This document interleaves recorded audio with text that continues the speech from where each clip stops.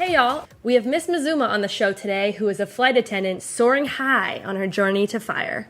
Besides the fact that Miss Mazuma is awesome, we really appreciated this episode because she shares that she had a time in her 20s where she thought she was on top of the world. She was acquiring rental properties and well on the way to fire. When it all came crashing down, she had to sell everything and rebuild her life, with her last short sale happening in 2014. She totally made it through and is now back on track. We can relate as two 20-somethings who feel like they have everything together right now, but we're also not really sure. So this episode really speaks to us and comes from the heart. Let's get to it. Welcome to Fire Drill Podcast, where side hustles, savings, and creativity lead to financial independence. With your hosts, Gwen from Fiery Millennials and Jay from Millennial Boss. Welcome to today's podcast, everyone. I'm very excited to introduce our guest today, the lovely Miss Mazuma. Oh, hello. And we also have our awesome co-host, Jay. Hi. So I think that I can answer for Jay, but I've been very excited to have you on. You have a really cool story, so I'm really excited that we get to share that with our audience today.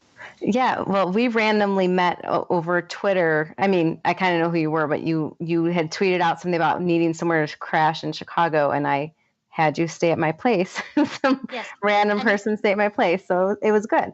Another instance of me reaching out to people and crashing on their couch, and it worked out fabulously because we had an amazing time. I had an early flight from Chicago to Florida for Camp Mustache this winter, and I didn't want to get up at like 3 o'clock in the morning to drive, so I reached out to the Chicago Fire Group and was like, hey, is anybody going to be in town? Can I sleep on somebody's floor or couch? You know, I'm house trained, I don't bite. And Miss Mazuma was the only one to get back to me, and I was pleased as punch because I had been interacting with you for a while and was very excited to meet you. So, yeah, we had a great time. Absolutely. Too fun, maybe, towards the end. There was a lot of tequila being consumed, although, funnily enough, neither you nor I were consuming all of that tequila, but... That is true. Neither here nor there. So you're a member of the Chicago Fire Group, and sadly not the soccer team, but tell us how you lived your life before and what led up to discovering fire. Well, okay, so I've always been quite frugal. So when I was growing up, I saved all my money. I always, had little jobs ever since I was 4 years old doing something. And then I got into the real workforce and started saving all that money. And eventually it led me to being a flight attendant, which I did at the same time as becoming a realtor. My first place that I bought was not great for me. I had a terrible realtor at the time. And she kind of steered me into a place that I knew wasn't really right for me. I was like in a community of older people and no one really spoke my language, and there was no bars or restaurants or anything around. And I was 24 years old. So I moved within a year and decided I could do a better job than her. So I went and got my real estate license. And in doing that, I started selling real estate probably in 2004 is when I first bought my place. So 2005, I got my license and started buying my own real estate at the same time for investment properties. And within a couple of years, that all kind of went kaput. So in 2004, I bought my first one. 2005, 6, and 7, I bought my next 3. And then I eventually met my husband or my boyfriend at the time that turned my husband. In 2010, we bought our last property, which was our house. And so at one point I woke up and realized I was $500,000 in mortgage debt and the housing market was collapsing around me. So I was also in a marriage that was collapsing around me too. So it just kind of all went up very quick and down much quicker than it had gone up. So yeah, that was my getting into real estate portion. And so during that time, once I kind of found myself back into the last rental property that I still had, the others had short sold by that time. I had signed over my house to my soon-to-be ex-husband, and I was living in the last rental property, and I started looking for a way out. How do I climb out of this debt and this, depression and everything else that came with it? And I think it started with Zen Habits. I was reading that, and then somehow J.D. Roth came into that, and then somehow Early Retirement Extreme, and then somehow Mr. Money Mustache, and it just kind of snowballed. And it kind of got that whole fire thing set inside of me, and I decided I could buckle down on some of my expenses, which I didn't have many at the time because I wasn't paying a mortgage. I was saving all my money. But I was spending in other ways, like Whole Foods, which was my favorite expense ever. Lovely. You mean, whole paycheck? Yes, lovely organic produce and $8 chocolate bars.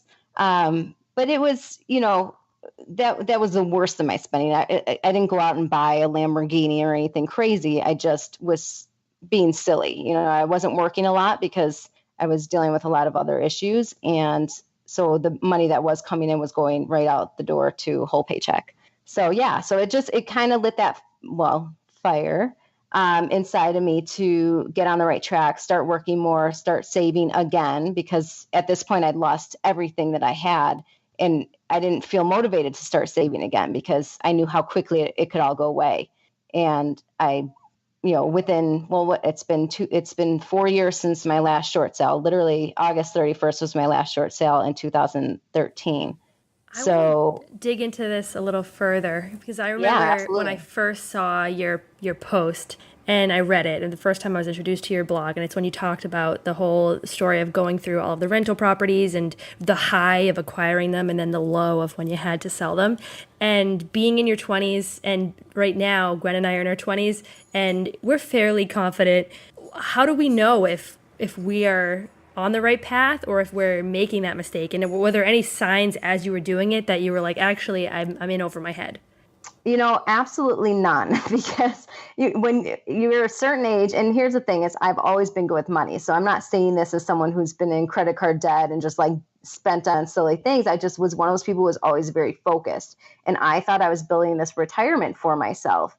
And I've talked to Gwen about this because she's obviously just purchased her property and recently was thinking about purchasing another. And I can't tell you the lump in my throat when I hear people, in that situation, because you fall in love with real estate very quickly, especially if you're, new to it. So there is no right or wrong. I mean, there's obviously people like Paula Pant who are very good at what she does, and she bought at great times, and she's been able to do a lot of different things with her properties. She can leverage in a different way than some people can. If you're just starting out, I don't think you should bite off more than you can chew. I obviously did that. At no point did I think I was doing the wrong thing, because I had put down 20% on all my properties while all my clients were putting 0% down. My friends were putting 0% down. They had nothing. They had no skin in the game. Mm-hmm. I had a lot of money invested in these properties. At no point did I think I could lose it all. Not once. So, yeah, I mean, at all. Yeah. And that's the thing is, like, I see like where you're at right now with your property and all the issues you're seeing as a first time landlord, for one, because that's a whole nother ball game. It's one thing if you're buying your own property and living in it and then buying another one and renting it out, which is how I did it. But to live in a property with your tenants is a whole nother ball of wax. And, just seeing what's gone on with your contractors and things like that. Like, those are the things you learn very quickly. And if you do that and add extra properties on top of it, it can become a nightmare real fast. I'm learning so much. Yeah.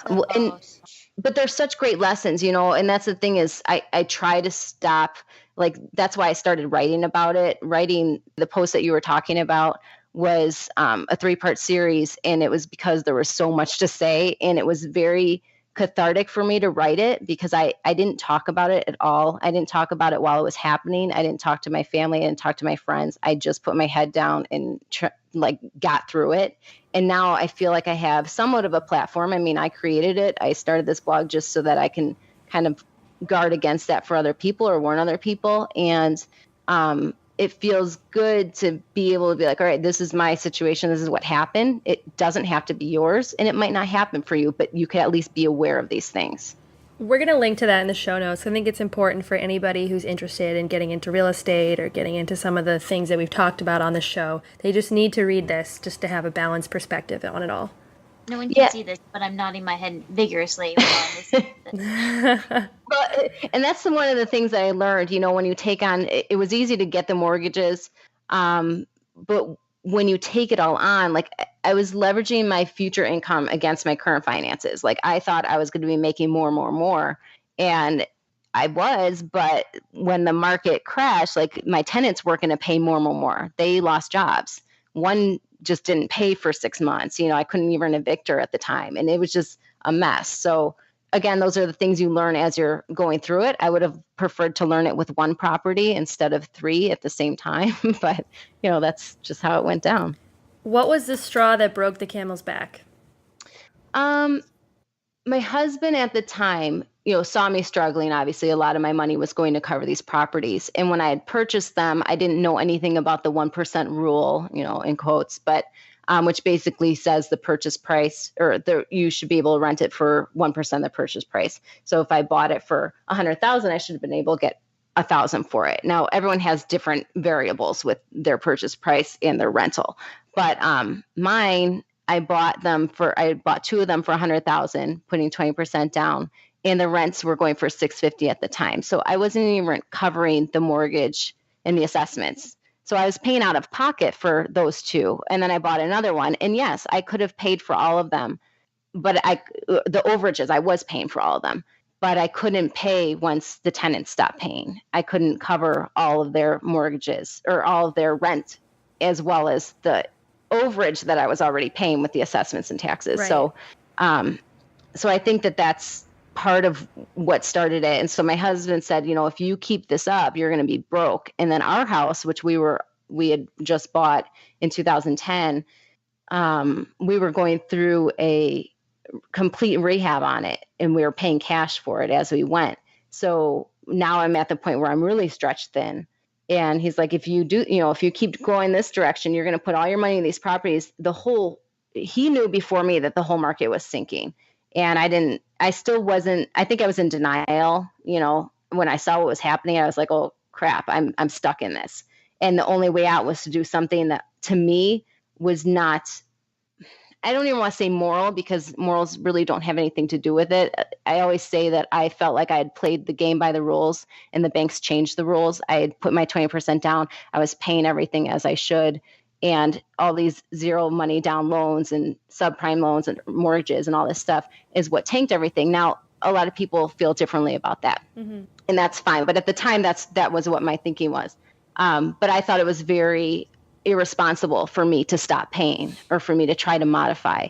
And so I kept paying. And then finally I realized he was right. I had to stop. And I tried modifications. I tried all that stuff, but the banks weren't modifying loans if you didn't live in the property at that time. They got around to it later, but unfortunately too late for me. Mm-hmm. So I couldn't modify them, and I started not paying them. And 2 of them went pretty quickly. And then, like I said, the last one thankfully hung around, because by that point, my husband and I had decided to separate, and I signed the house over to him because I now had a bad credit score due to the first 2 short sales. Mm-hmm. And I couldn't refinance our house. So I wasn't able to keep it on my own. So I think that was it. Like him finally saying like it was enough, and then me realizing like I can't do this anymore. I think it's super important that we have your story on the show right now, because a lot of people can't relate to the fire community, because you get a lot of folks who say, I came right out of college, I was making a lot of money, I always was frugal, this was natural to me, this is just who I am, everything was going swimming, and look where I ended up. And this is an example of like a high, a low, and then back up to a high. So thank you for coming on. And how did you crawl out of that hole? It took time. I really took time to listen to myself and what I could and couldn't handle. When I first moved into the condo back in the same exact building that I first bought in the city, I'd come full circle. It wasn't the same unit, but it was the same building. And I moved in there. I literally didn't do anything for probably 4 months. I stayed home. I worked as much as I could with having a dog. I didn't have anyone to watch her anymore. So I did a lot of turns in flight attendant industry. That's where you go out the same day and you come back the same day. So I did a lot of turns that I could get there and back without her needing to be out and walked. I stayed home a lot. I really didn't go out unless it was to walk or go to work. And I just took a lot of time to do that. And after a while, and during this time, you're also fighting with the banks. You're constantly on the phone. They're sending you paperwork. You're sending them paperwork. I'm trying to do all this stuff. The 2 short sales had gone through, but the last one, the one that I was living in, hadn't. And it's I don't wish it on my worst enemy. The type of harassment that you get in this situation, it is not the easy way out. I know a lot of people think that a short sale is an easy way out. It is not, especially when you've had 2 before and you know what's coming. It's very difficult. But so I kind of waited to get that all done. And in August, when it was done, I had talked to a girl in the building, and she was moving out, but her place wasn't available, I think, until October.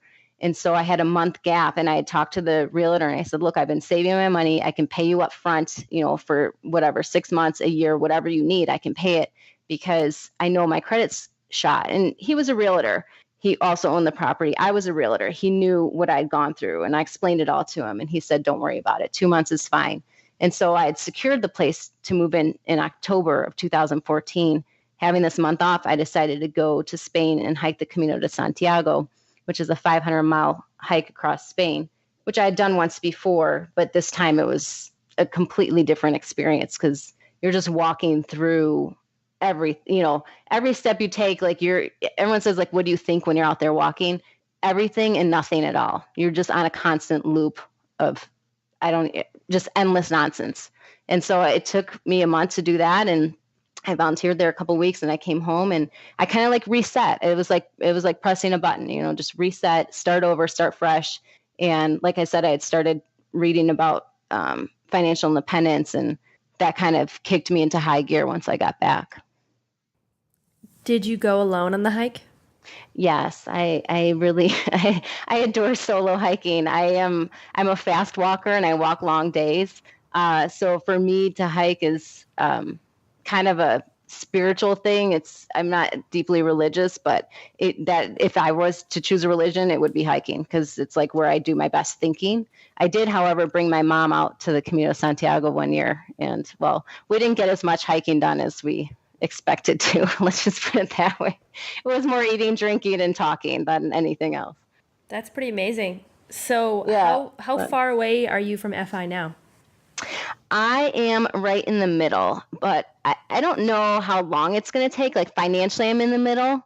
I keep changing my number, but I know my date in terms of being retired would be in November 2022. That's when I'll have been at my company for 22 years, and I will be I'll be eligible for retirement with flight benefits. So I probably still won't. I don't know what I'm going to do. The healthcare issue is huge in the States, and I have really great healthcare for very inexpensive healthcare for very cheap. So I would prefer to keep that as long as possible. And with my job, there's no minimums or maximums you have to work as of now. So I could literally not work at all for 6 months and still have health insurance.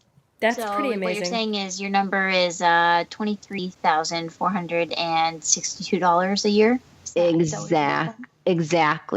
Exactly to the penny. No, I've changed it. Like, so my monthly budget up until a few months ago was $1,500 a month, which is very cheap. I get it. But that's because I own my condo now. So what happens during a short sale is you cannot get another bank loan for 4 years after your last short sale. And so I couldn't get another bank loan, but I saved all my money, and property came up in the same building that I was living in before and after all my other short sales and my divorce. And I jumped on it. I cashed out all my stock that I had bought in my company for the last 15 years. I've been flying, and cashed out a Roth, which I do not suggest doing, and saved all my money. Do not do that, kids. But so I put all this money into buying my property, which makes my cost of living very low now. Mm-hmm. So at $1,500 a month, I could retire pretty quickly now. But I've also realized I can't live in that property forever. In fact, right now it's for rent. So I will eventually move, and therefore my costs will go up at some point. Yeah, that's the hard part when I think about how much income I would need in the future, because I've lived in such high cost of living places the past couple years, and I've lived in 3 different states in the last 3 years. So every month my budget is not really set because my housing piece just fluctuates. So it's kind of hard to tell. Yeah. So you know what? I was going to say, this is something that I wonder about. Okay. I'm 38 years old right now. I can't imagine, and I say this all the time, I can't imagine if I had learned about financial independence in my 20s, because I did so much living and learning of these lessons and growing from them that I wouldn't have had the same experiences. Now, I'm not saying that learning in your 20s is a bad thing. It's not. It's a great thing. But the other good part about learning it now is that I've already had a lot of my big choices in life. You know, I bought the house, I've been married, I've been divorced, you know, I'm not having kids at this point. So I can't imagine trying to go for financial independence and not knowing what my costs are going to be, because I might still be having kids, or I might still be, you know, moving to a different place or gain a different job, or, you know, so that's the thing that I love talking to you guys about, because it's a whole different facet of it. It's a question mark. Definitely difficult, because it's like, well, am I going to have kids? And are we going to live in the suburbs? Are we going to live in a cool spot in the city? Like, where are we going to live? Like, I don't know. There's so much that's up in the air. It's full of gray fogginess that you see like in the inside of a crystal ball, you know? Right.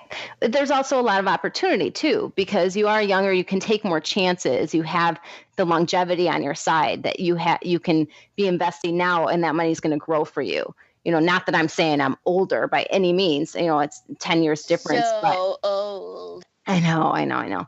But you know, that's kind of the great thing about it, is even if you make a mistake, and I don't think there are any mistakes in financial independence, but even if you decide, oh crap, my expenses are really double what I planned for, well, you get a job and you move on, you know, move forward.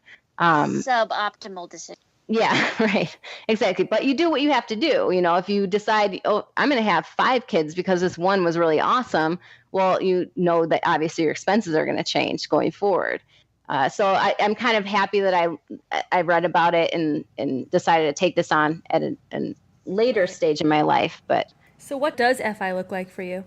FI to me looks like, well, I'm going to keep my job first of all, because the healthcare, you know, we don't know what's going to go on in this country, and the flight benefits, obviously. But I love to travel. I want to incorporate travel, food. I love dogs. I love my dogs specifically, but I love all dogs. So I would like to do something with shelters and fostering again. I used to foster puppies, and I really, really enjoyed that, and teaching them. And I also love mentoring. So I want to add teaching kids about, well, I would love to teach them about money. I think that's a really hard lessons to learn, but also just about hope. You know, my parents divorced when I was 14, which is a really hard time. There's no good time for your parents to divorce. I feel like if they divorced at a young age where I didn't know any better, it might have been easier, but mine divorced when I was right in the middle of high school or starting high school. So it's a difficult time, and I would like to be able to mentor kids of that age and just, you know, like you said, I've gone through these ups and downs, these highs and lows, this story. But at no point did I ever feel like I could never rebuild. It was a low time, but you can rebuild. And I would like to be able to give that hope to other people.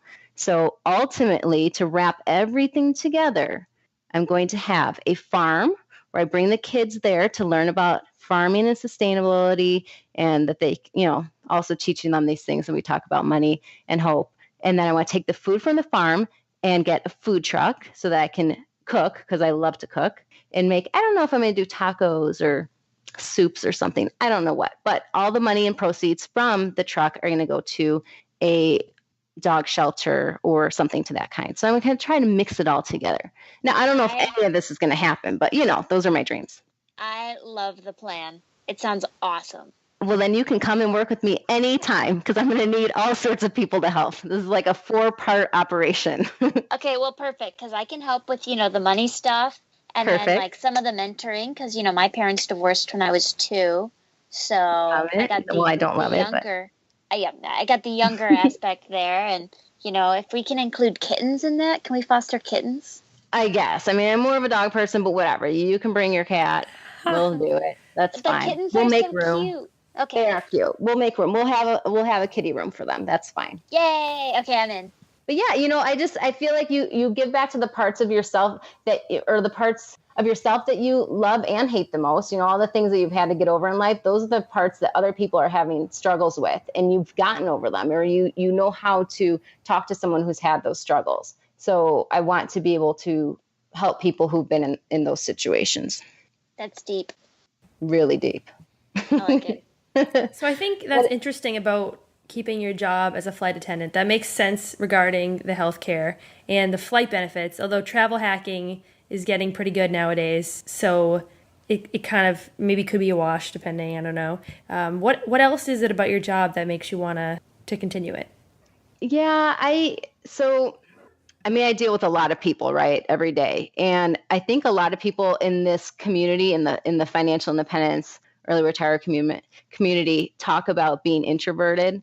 And I really, really, really thought I was introverted. Like I can relate to that. I believe that's who I am. And then recently I was at an event where I was the one just like jumping around and talking to everyone and, being my little butterfly self. And I realized, holy crap, that's not who I am. Like I am in the perfect position. And I think it's my job that brought it out in me. I was actually found the other day, my report cards from when I was in 6th grade, and my teacher, Mr. Schoen, who was kind of a jerk, he had wrote on my report card to stop talking to my neighbors so much. Like I was always focused on chatting with everyone. And I think that all kind of stopped for a long time. I was very quiet. I didn't talk a lot. I think I was trying to figure things out. My parents were divorcing. It was kind of a long process. And then, I got involved in the real estate, and it's like everything was kind of driving me forward, but I wasn't really, I don't know, like I had lost part of my outlet. Like I wasn't talking to a lot of people. I was just really focused on what I was doing. And now I see myself at work, and I'm constantly the first person to talk to people. I'm always going up and trying to help anyone that looks like they're in need. And I learned so much of that from my job. And I think for a long time, I didn't want to relate. I usually hid in the back. I didn't, we have positions on the plane, A, B, and C. And I never wanted to be A, because I was a person up front who greets everyone coming on, who does all the announcements, who takes care of the pilots, who takes care of the older folks because they're the first ones on. And I always worked in the back because I didn't want that responsibility of like having to shine all the time, because it can be really consuming, your energy is consumed. But I also realized that now I get energy from it. Like I like to see people smile. I like to make them smile. And I like to be the one to talk to someone first and put them at ease. So I can't imagine not doing that. And that's why I'll keep my job, but also why I think those other parts that I want to do once I'm financially independent are important to me, because they're all about turning someone's day around. And that's kind of what I live for now. Hey, Jay. Yeah? You know what she is? What? She's a woo girl. She is a woo girl. In my head, I was thinking that too. Especially at the beginning when we were talking about calling each other lady or girl. I was like, total woo girl. Which is awesome, by the way. I aspire. Sometimes I turn on my woo girl just to kind of, be that person. And the thing is that I'm so cynical and sarcastic, and I can be that person, and I don't consider myself like a cheerleader. But then I realize, like, my mom always says I start the party, which is true. I do start the party, but at some point I'll fade to black. That's what she calls it. And it's because my energy is drained now. I've gotten the party started. I can now sink into the background, just watch it happen. Yeah. And that's just what I do, So, are you an extroverted introvert or an introverted extrovert? Ooh, deep questions, girl. I am probably an extroverted introvert, because what's going on inside of me when I'm out there and like performing basically, and I'm not like doing it for, treats, but is I'm thinking, oh my God, these people are looking at me. Why, just be quiet, be quiet, be quiet, be quiet. Because a lot of times I will stick my foot in my mouth. I say inappropriate things all the time. And I wish that I had a filter, but I just don't. I just don't. It's so terrible. I think that's why we clicked from the beginning. I'm like, true. Yeah. Yeah, I think I'm more of an introverted extrovert, because I love being around people. And like I get my energy from being around people. But there's a point where I hit a limit, and it's just like, okay, I need my quiet time. Like, I need to go and just recharge. Like at FinCon last year, it was go, go, go. And then in the afternoon at like 2, I was like, okay, nap time. And I would go back to our awesome houseboat that we had and just take a nap and just like get away from people and chill. Yeah, I'm really excited about FinCon, because it's my first time this year, and I know I'm going to be spending some time at your pad, just saying. But I'm excited about it. Please bring your swimsuit. Okay, I will. I'll bring you some soup. I'll pull up in my truck that I don't yet have, and I will bring you some soup. Awesome. Should we ask her the question? I feel like we kind of already answered the question. I know. Now I'm wondering, like, did she? Well, that'd be curious to see. We'll see what happens with this. Okay. That's true. Now I'm nervous. Okay, so Don't be nervous. The final question is, okay, what is your wildest dream? Oh crap. Well, I don't know if it's it is wild if you want to go with one definition. I would love to hike the Appalachian Trail. So this is not a dream that would go on forever and ever and ever in my life. It would only go on for 6 months, but the Appalachian Trail is my dream. It's something I've wanted to do forever. It's what got me started long distance hiking. Not that I hiked it, but because I really wanted to and talked myself out of it. So I did the Camino de Santiago instead. But I would like to walk the Appalachian Trail. North to south or south to north? South to north. Okay. Yeah. I feel like I'd probably do the opposite. I know a lot of people would, but here's my thing is so I've done the Camino de Santiago, right? And when you do that, you usually walk kind of in stages with the same people. But when I've done it, I've walked faster than everyone. So I've always been without people when I've done it. Now, with the Appalachian Trail, you're kind of starting off all around the same time because you only have 6 months to do it before they close the mountain, right? And I feel like I feel like I need the comfort of other people because I'm deathly afraid of being out in the wilderness alone. Like, I'm a little snack for a bear. I'm really worried about these bears. And I don't want to, if I go the opposite way, I won't have enough people around me to hear me scream. I am right there with you. I like being my dog when I go hiking or camping because he's like a little dire wolf. Yes, this is why I got my dogs. I got Sadie because she was going to be my Appalachian Trail buddy. And then when I brought her home, I realized she cannot even walk around the block without stopping to sniff a million times. So she's not a good trail dog. Yeah. So yeah, that's it. Have you read Wild? I have read Wild. I liked it. I really liked Cheryl Strait in general. I like her writing. Me too. The movie I didn't love as much as I loved the book, but yeah, I did enjoy it. Yeah, the Pacific Crest Trail is on my list. I love hiking. We had an outdoors social media influencer on a few episodes ago, and cool. It's just so inspiring. I wish I spent more time in the mountains and hiking and doing all that. As somebody who lives in the Midwest, I don't have any mountains nearby. No, you don't. But my mom always says that our skyscrapers are our mountains. Like, we don't have anything. Anytime we've ever gone anywhere, like when I forced her up the mountain in the Pyrenees in Spain, she said, we don't have mountains. Our mountains are skyscrapers. And she says it all the time. But she's right. We don't have that. We don't have altitude. I was recently in Denver and almost died of altitude sickness because I was nauseous the entire time and had a headache the whole time. And I was like, how am I ever going to go to Machu Picchu if I can't get over 5,000 feet of elevation? So yeah, I don't know. I it's still a dream of mine. But with the Pacific Crest Trail, you got grizzlies out there. I know. I got to toughen up. I really need to toughen up. I'm working on it. With the hiking thing, so last year I started following Moon Mountain Man, and he's an Instagrammer that takes a lot of pictures, and he does a lot of hiking and really scenic stuff. And he was hosting a trip where he was going to take like a group of 8 people down to South America and go on this long hike and teach you how to take the photography to the level that he takes. He takes some amazing, amazing shots. And I was like, yeah, I'm totally going to do this. My husband was on board, but work got in the way. Of course it did. And those are the type of things that I want to be able to do when I hit FI. Just take some time off and explore and learn something new. Yeah. And you know what? This is the other thing. When you do long distance hiking or anything like that, everyone says, like, why did you come out here? What brought you here? And what the answer to that question on day one will be completely different than the answer to that question at the end. And I have found that in other situations too, when you go into something with one idea and it completely changes. And I feel like that's what financial independence will do for this community. For a lot of people, is you go into it with one idea of what you're going to do, and it's going to completely change within a day, a week, a year, 10 years.